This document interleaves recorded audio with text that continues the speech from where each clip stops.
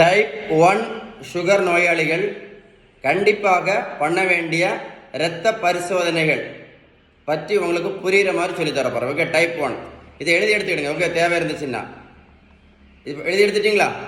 இது எழுதி எடுங்க, இது எழுதி எடுங்க, இதையும் எழுதி எடுத்துக்கிடுங்க. 3 சரியா? 4 தெரியுதா? 5 தெரியுதா? கரெக்டா? 5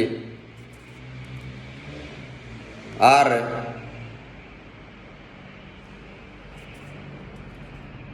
7 8 9 10. இதுதான் டைப் 1 சுகர் நோயாளிகள் எல்லாருமே சந்தேகம் இருக்கும்போது கண்டிப்பாக பண்ணி பார்க்க வேண்டிய மருத்துவ பரிசோதனைகள்.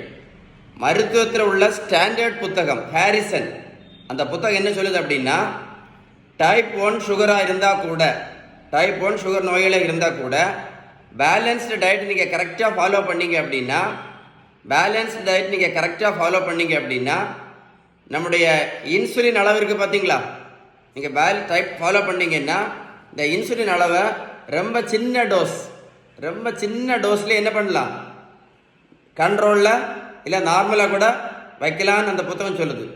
ஸோ பேலன்ஸ் டயட் நீங்கள் கரெக்டாக ஃபாலோ பண்ணாமல் இருந்தால் நாள் போக போக இந்த இன்சுலின் அளவு கூடிக்கிட்டே போகும். புரிஞ்சிருக்கோன்னு நினைக்கிறேன். ஸோ பேலன்ஸ் டயட் கரெக்டாக ஃபாலோ பண்ணிங்கன்னா இன்சுலின் அளவு என்ன பண்ணலாம், சின்ன டோஸில் என்ன பண்ணிடலாம், மெயின்டைன் பண்ணி பிளட் சுகரை நார்மலாகவோ இல்லை கண்ட்ரோல்லையோ வைக்கலாம் அப்படின்னு அந்த புத்தகம் சொல்லுது. புரிஞ்சுதா உங்களுக்கு? ஸோ பேலன்ஸ் டயட் எவ்வளோ முக்கியம்னு புரிஞ்சுக்கிடுங்க. இந்த வீடியோ ஷேர் பண்ணி கொடுங்க. நிறைய பேர் டைப் 1 சுகரா இல்லை டைப் 2 சுகரான்னு கண்டுபிடிக்கிறது ரொம்ப கஷ்டப்பட்டுட்டு இருக்காங்க. ஷேர் பண்ணிங்கன்னா யாராவது ஒரு ஆள் யூஸ்ஃபுல்லாக இருக்கும். ஷேர் பண்ணுங்கள். Okay, stay tune.